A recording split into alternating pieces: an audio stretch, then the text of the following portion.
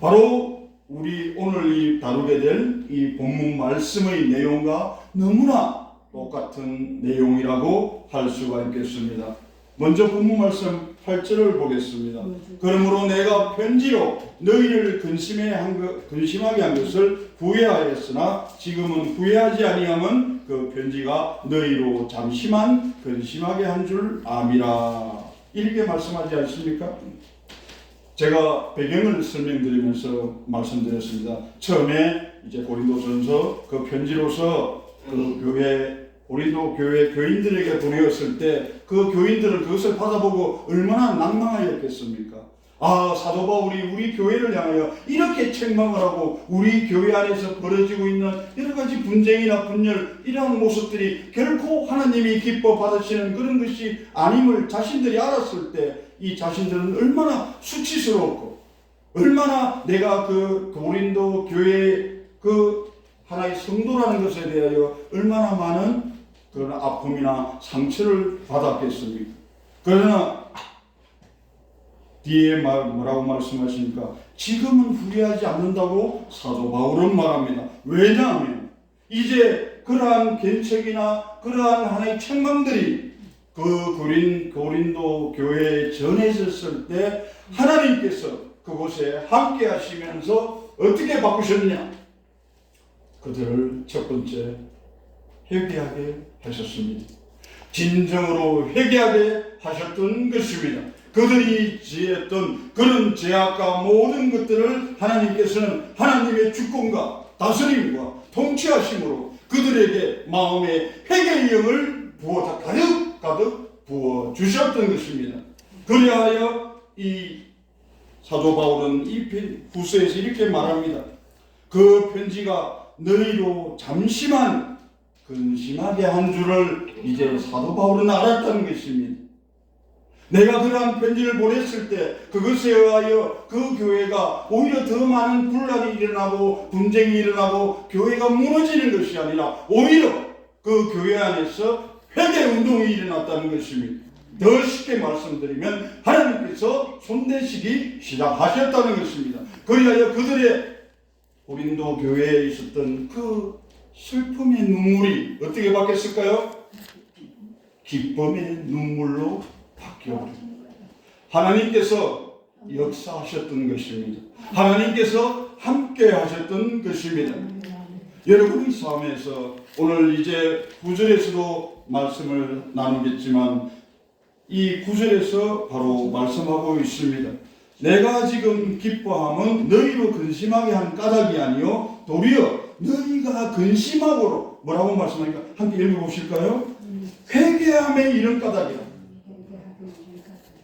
내가 지금 기뻐하는 것은 너희로 근심하게 한 그 이유가 아니라 도리어 너희가 그 근심으로 인하여 세상에서 만약에 우리가 근심을 가졌다면 이 세상이 주는 것은 나중에 밑에 절에 나오게 된 그때는 한번 읽도록 하겠습니다. 그 뭐냐면 근심함으로 오히려 하나님의 뜻에 맞는 하나님의 뜻대로 하는 그 근심은 우리에게 무엇을 준다? 회개하는 영을 주셔서 우리에게 살아나는 생명을 주신다는 것입니다. 이 얼마나 감격적인 말씀입니까? 우리가 근심하는 건 똑같아요. 세상을 향해서 우리는 너무나 많은 근심을 하게 됩니다.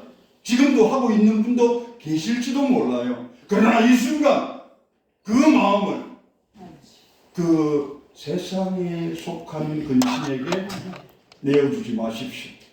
지금 이 순간은 하나님의 뜻대로 하는 그 근심에 여러분의 전부를 내어주는 그런 축복된 시간이 되시기를 축원드립니다.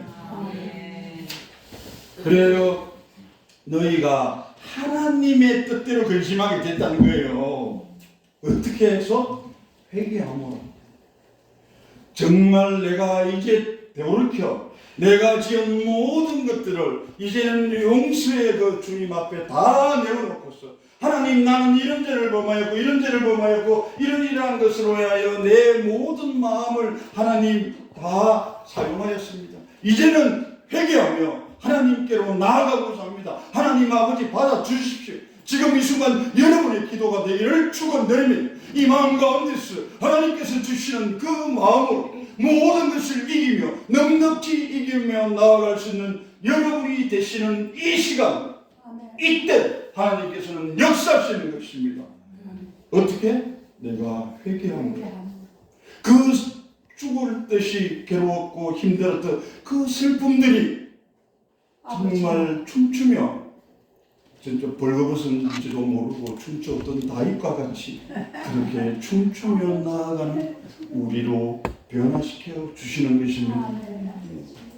하나님의 뜻대로 근심하게 된 것은 우리에게서 아무 해도 받게 하려 하지 않으십니다. 하나님께서는 결코 우리에게 어떠한 고통과 고난과 그 모든 해를 우리에게 허락하지 않는 분입니다. 10절의 말씀을 보겠습니다. 10절의 말씀을 보면 하나님의 뜻대로 하는 근심은 후회할 것이 없는 구원에 이르게 하고 해결을 이루는 것이요 세상 근심은 뭐라고 합니까? 사망을 이루는 것이라고 합니다. 지금 하나님의 뜻대로 하는 근심은 도대체 무엇이고 우리가 세상 근심은 도대체 무엇인가? 세상 근심에 대해서는 제가 모든 여러분께 말씀드리지 않아도 여러분 지금 다 겪고 계시잖아요. 저도 겪고 있고 여러분도 겪고 있고 어떤 것이 있겠습니까? 우리 사람은 본래가 우리의 본질이 무엇입니까? 우리의 본질은 먼지요 티끌입니다. 먼지요 티끌인데 어떻게 그러한 존재가 하나님께서 우리를 지으시고 그렇게 기뻐하시는 존재가 될 수 있었느냐? 하나님께서 그 토에 생기를 불어넣어서 생명이 되게 하신지라 그리하여 우리는 하나님이 함께하는 그런 살아있는 영이 우리의 몸속에 함께하는 그러한 사람으로 되어 있단 말입니다. 그러함에도 불구하고 우리는 세상 근심, 세상에 가지고 있는 근심은 우리가 가장 두려움을 느끼는 게 무엇입니까? 세상을 살아가면서. 여러분께서는 세상을 살아가면서 어떤 것이 가장 두렵습니까? 저는 죽는 것이라고 생각합니다. 예, 세상의 근심을 가지고 있는 사람들은 가장 두려운 것은 내가 돈이 없어서 먹을 것이 없어서 내가 좋은 대학을 못 가서 아니면 내가 권력을 갖지 못해서 아닙니다. 죽는다는 것입니다. 언젠가는 죽는다는 것입니다. 그런데 그 인간의 법칙에 그 자연의 법칙에 하나님께서는 어떠한 하나님의 법칙을 우리에게 선물로 주셨습니까? 우리의 모든 죄를 예수 그리스도에 의해서 십자가에 도말하였을 때 하나님께서는 우리는 영원히 살아갈 수 있는 영생을 허락하여 주셨던 것입니다. 우리가 사망으로 죽는 것에 대하여 그러한 세상 근심을 가지고 있지만 또 가지고 있는 게 있지 않습니까? 우리는 되게 잘 쓰는 말이 있지 않습니까? 참을 만큼 참았다. 나 참을 만큼 참았어. 거기서 가지는 스트레스 그리고 연약한 우리의 육신으로 인한 그런 여러 가지 질병들 그게 우리의 근심거리 가운데 하나 아닙니까? 저에게만 그런 것인가요? 저도 한 1년 전에 저도 심장병으로 해가지고 저도 거의 한 죽었다가 또 살아났거든요. 네. 그런 우리에게 근심을 주는 것은 그런 질병들도 있을 것이며 또 우리의 사랑하는 자녀들 있지 않습니까? 자녀들 속삭이는 거, 뭐 중학생 되면 뭐 사춘기, 또 자녀들의 건강 문제, 교육 문제, 모든 것들이 때로는 우리에게 세상이 가져다주는 근심이라 할 수가 있겠습니다. 그리고 어느 날 갑자기 당하는, 저처럼 요압전에 당했던 그런 어떤 심장병이든 교통사고든 갑자기 회사가 부도가 나가지고 이제는 정말 갈 곳도 없어가지고 그러한 하나님 형제를 만나게 하셨지만, 또 그런 가운데서도 하나님의 역사하심도 있었지만, 그렇게 우리는 우리가 알 수 없는 것으로 인하여 세상으로부터 환난과 재난, 그래서 그러한 세상에 대하여 많은 근심을 가지고 있는 것이 사실입니다. 그러나 이제 오늘 이 본문 말씀에서는 어떻게 말씀하시냐면, 하나님의 뜻대로 하는 근심은 후회할 것이 없는 구원에 이른다고 말씀하여 주시는 것입니다. 우리는 이 세상이 주는, 세상이 가지고 있는 그 권세와 그 결박에 우리는 사로잡혀 가지고 우리는 헤어나지를 못하고 있는 거예요. 그럼에도 불구하고 하나님께서는 어떻게 하시냐면, 하나님의 뜻대로 하는 그 근심을 우리에게 허락하여 주신 거예요. 어떨 때 우리가 하나님을 믿음으로써, 하나님의 말씀에 순종함으로써 하나님께서는 하나님의 뜻대로 하는 그 근심을 하는 자에게는 세상이 줄 수 없는 평안과 그 복을 우리에게 허락하여 주시겠다는 그 약속의 말씀을 지금 하고 계시는 거예요. 우리는 이 말씀 믿고 살면 돼요. 지금은 어떤 시대냐면요, 지금은 어떤 시대냐면 하나님의 말씀대로 살아가는 그러한 사람은 사랑할 수 있어요. 하나님 사랑할 수 있습니다. 그리고 내 이웃을 사랑할 수 있어요. 왜? 하나님께서 약속하셨잖아요. 하나님 사랑, 내 이웃 사랑하는 그 모든 자들에게는 하나님께서 천지를 창조하신 하나님께서 우리에게 영생 주신다 하셨잖아요. 우리는 그 말씀만 붙잡고 살아가면 돼요. 다른 거 아무것도 없어요. 오직 말씀, 그 말씀, 하나님의 뜻과 마음을 우리가 알 수 있는 것은 어떻게 알 수 있습니까? 우리는 기도함으로써 알 수 있게끔. 그래서 예수 그리스도께서 우리에게 주셨지 않습니까? 주기도문.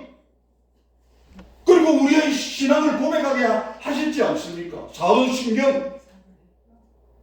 그 하나님의 말씀을 믿고서 그 말씀대로 내가 순종하며 살아나갔을 때 하나님께서는 우리에게 영원히 살아갈 수 있는 그 영생을 주셨고, 우리에게 구원을 주셨고, 회개할 수 있는 심령을 주셨단 말입니다.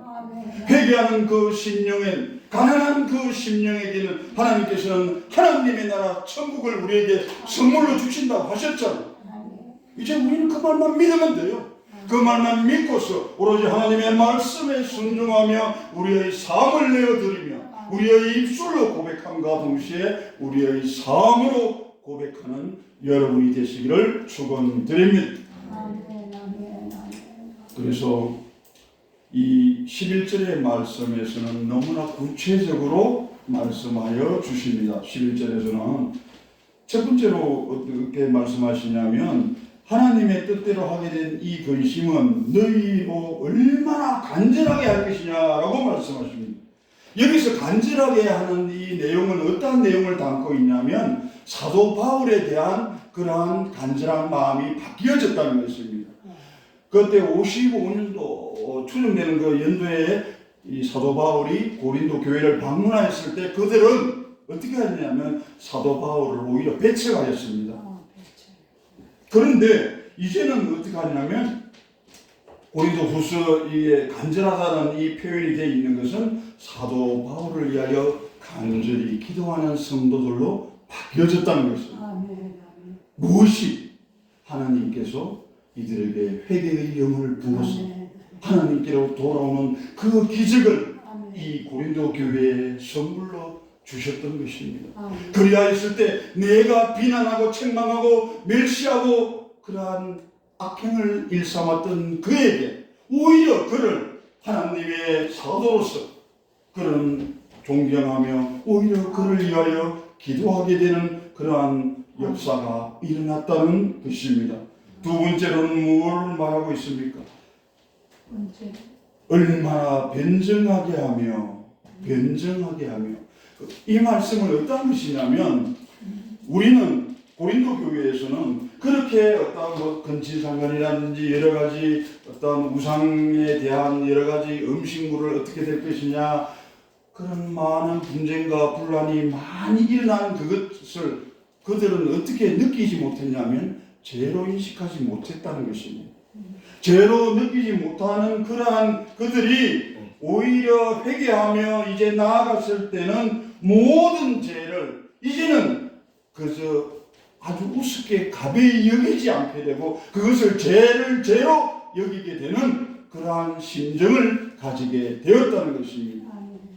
그렇게 변화해야 되는 그 증거가 무엇이냐면 바로 그러한 마음을 갖게 되었다는 것입니다. 그리고 세 번째로는 뭐냐면 얼마나 분하게 하며 여기서 분하게 하는 것은 어떠한 것이냐면 교회 안에 똑같은 내용입니다만 변증과 비슷한 내용을 담고 있습니다만 교회 안에서 여러 가지 일어났던 범죄들에 대하여 사실은 그 교인들은 내가 아니면 돼라는 거 있잖아요. 내가 안 했어. 내 옆에 있는 성도가 내 옆에 있는 그 관계를 가지고 있는 그 사람들이 한 것이지 결코 내가 한 게 아니야. 그렇게 누구나가 다 무관심했다는 것입니다. 그렇게 무관심하였던 그들이 오히려 그 거룩한 분노를 느끼는 그러한 과정에까지 변하게 되었다는 것을 말씀하여 주시는 것입니다. 그리고 네 번째로는 무엇이냐면 얼마나 두렵게 하며 라고 말씀하십니다. 여기서 두렵다는 것은 어떠한 것에 두려움이냐? 하나님의 심판에 대하여 두려움을 가지게 되었다는 것입니다. 그리고 다섯 번째로는 어떻게 말씀하냐면 얼마나 사모하게 있느냐. 그것은 여기서 사모한다는 것은 고린도전서에서 말씀되어진 그 사도 바울이 책망하였던 그 고린도 교회지만 고린도 후서에서는 이제 그들이 바울과의 관계가 이제는 그 한 번 방문하였을 때 나중에 그것이 바뀌어져서 오히려 사도 바울을 위하여 기도하고 오히려 그를 위하여 교회에서 연북돈을 모아서 그에게 줄 수 있을 만큼 그렇게 바울을 사모하는 그러한 심정으로 바뀌어져 갔다는 것입니다. 그리고 열심을 낸다는 이 말씀이 있는데 그 열심은 뭐냐면 얼마나 열심 있게 하냐면 이제 사도 바울이 하나의 사도냐 아니냐는 그런 여러 가지 문제에 결부되었을 때 오히려 고린도 교회에 있는 이 성도님들이 오히려 그를 변론하여 주는 그런 입장에까지 갔다는 내용입니다. 그리고 마지막으로 일곱 번째 뭐냐면 얼마나 벌하게 하였는가라는 것에 대하여 범죄에 대하여 그리고 그 범죄자를 경계하게 되는 그러한 지경에까지 이 고린도 교회가 변화되어졌다는 것입니다. 그러면 오늘의 이 말씀을 보게 되면 이제 하나님의 뜻대로 근심을 가진 사람, 하나님의 뜻대로 근심을 가진 사람이라고 했을 때 이 내용에 대하여 여러분은 이제 어느 정도 이해가 되셨고 그리고 그 말씀이 무엇을 뜻하는가에 대해서 그리고 그 말씀을 통하여 어떠한 역사가 일어나는가에 대해서는 충분히 말씀을 들으셨을 것입니다. 그러나 하나님의 뜻대로 우리가 근심하지 않는 자 영원히 세상의 근심하며 세상에 주어진 것에 우리의 마음을 내어놓고 살아가는 사람들은 어떠한 것을 또 겪게 되느냐? 그것은 바로 다음 절에서 또 다른 말씀을 통하여 많이 나와 있기 때문에 오늘은 하나님의 뜻대로 하는 그 근심, 하나님의 뜻대로 하는 근심은 구체적으로 우리에게 어떤 것이냐 그것에 대하여 살펴보도록 하겠습니다. 우리가 하나님의 뜻대로 하는 근심이라고 하면 어떤 것이 있을까요? 하나님의 뜻과 마음대로 우리가 그것을 생활하지 못하는 것에 대한 그런 그 근심은 어떤 것이 있냐면 우선 하나 예를 들자면 주일 성수하는 부분 있잖아요. 주일 생수하는 부분이 간혹은 우리에게 근심거리가 될 때도 있습니까? 있습니까? 예, 근심거리가 될 때도 있습니다. 그런데 그리고 또 우리가 순종하는 부분에 대하여 있잖아요. 하나님 말씀에는 이렇게 하라 하는데 가끔 우리 불순종하잖아요. 그러면 우리 마음에 있는 그 어떠한 것이 우리로 하여금 가끔은 근심하게 하잖아요. 하나님, 내가 말씀대로 분명하게 살아가야 되는데 그렇게 하지 못했다는 것에 대한 그 잣대나 기준이 어디 있습니까? 하나님의 말씀이 우리 안에 들어오셔서 그 말씀 기준이 되어주고 잣대가 되어주잖아요. 그러하여 우리는 정말 하나님의 뜻대로 하는 그런 근심들, 제가 간단히 한 두 가지 예를 들었지만은 그러한 가운데서도 우리는 하나님의 뜻대로 하는 그 생활을, 신앙생활을 해가면서도 우리는 근심을 하여야 하는 경우도 있다는 말입니다. 그러나 그 모든 것들을 뛰어넘어서 우리가 그러한 하나님의 말씀대로 순종하며 그 세상을 살아갈 수 있는 이유는 첫 번째로 성령 하나님께서, 예수 그리스도께서 십자가에 오르시고 우리의 모든 죄를 도말하시고 사망된 죄 도말하시고 성령 하나님이 이 땅에 가운데 오셔서 첫 번째 우리의 마음 가운데 상호 내주하시기 때문인 것입니다. 성령 하나님께서 첫 번째 우리의 마음 가운데 상호 내주하시는 성령 하나님에 의해서 우리는 하나님과 함께 동행하는 삶, 하나님의 능력을 받아서 그 능력대로 살아갈 수 있는 삶, 끝끝내 승리하며 우리가 승리자의 삶을 살아갈 수가 있는 것입니다. 두 번째로는 어떻게 또 할 수 있냐면 참다운 회개를 통하여 우리는 하나님의 뜻에 맞는 삶을 살아갈 수가 있습니다. 그 참다운 회개, 그 회개의 영은 누가 주시냐? 하나님께서 우리에게 허락하여 주십니다. 어떻게 하면? 갈급하게 부르짖고 찾아가면. 하나님께서 분명하게 말씀하지 않았습니까? 부르짖으라. 그리하면 내가 네게 응답하겠고 네가 모르는 그 놀랍고 비밀스러운 일을 내게 보이리라 말씀하셨잖아요. 그 말씀 믿고 부르짖으며 기도한 오늘 특히 안나 성산에 올라오신 여러분께서는 이미 그 비밀스러운 일들을 다 경험하고 계시잖아요.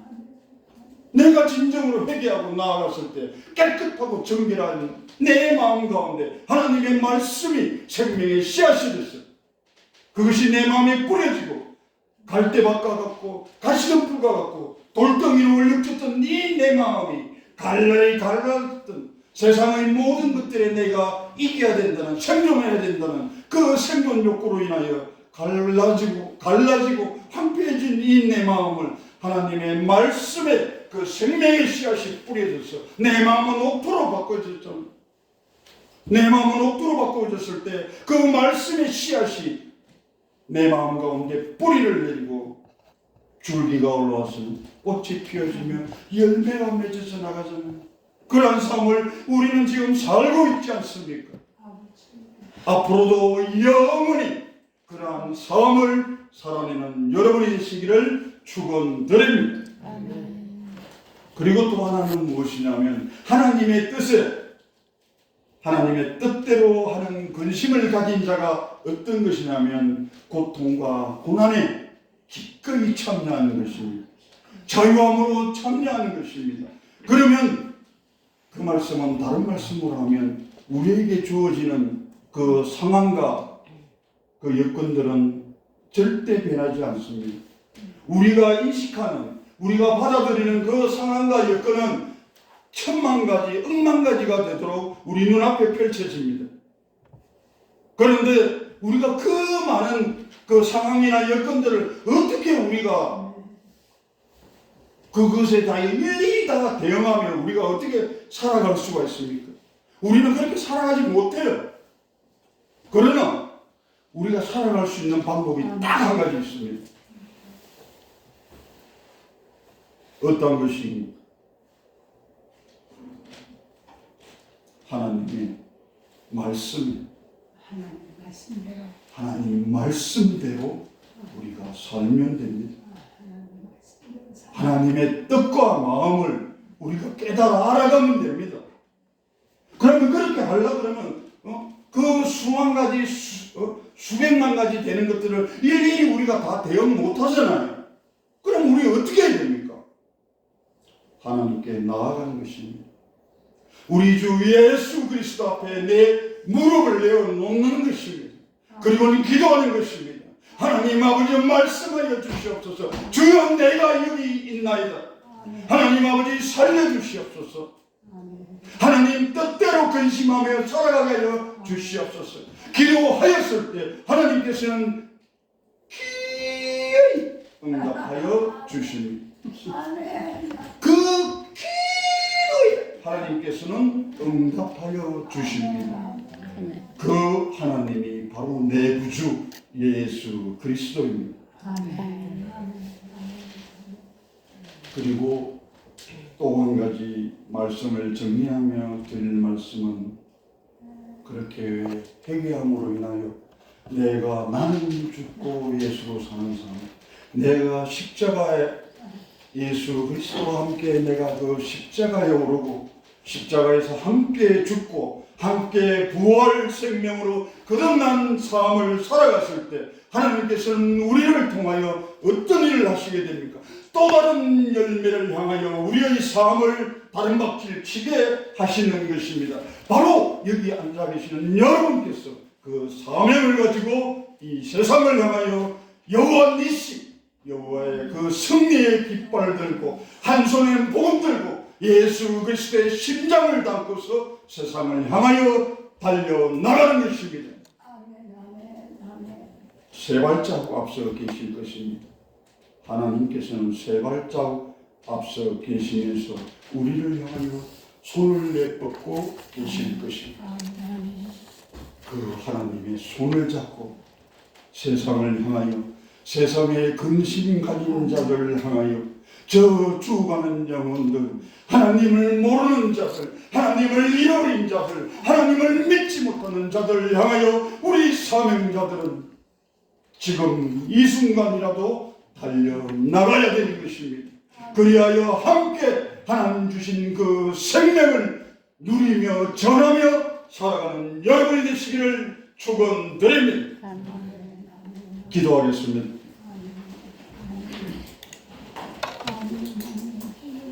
사랑과 은혜가 풍성하신 하나님 아버지 너무나 감사드리옵나이다.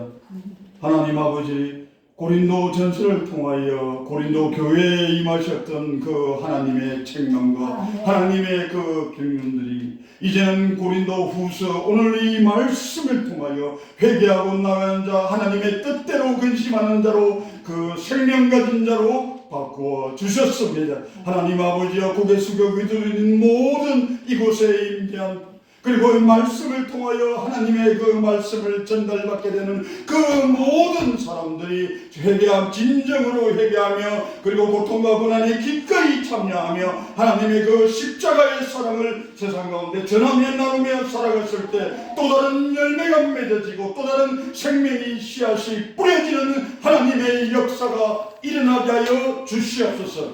하나님 아버지 간절히 기도드리는 것은 이 양나 성사를 통하여 육으로 왔다 성령 만나고 하나님을 만나고 돌아가는 역사가 있게 하여 주시옵소서. 하나님 아버지 함께하여 주시옵소서. 세상에 근심 가진 자로 살았습니다. 그 시절 하나님 아버지여 회개하옵나이니 하나님 아버지여 우리의 기도를 받으시고 우리의 이 절규를 받아 주시옵소서. 하나님 아버지여 거듭난 생 하나님 새로운 피조물로 거듭나는 역사가 지금 이 순간 일어나게 하여 주시옵소서. 오직 말씀으로 오직 기도로 하나님께 나아가는 하나님의 사람 그 사연 하나님의 생명 가진 자의 삶을 모두에게 허락하여 주시옵소서. 이 모든 말씀 우리를 구속하여 주신 존귀하신 예수님의 이름으로 감사하며 기도 올려옵나이다. 아멘.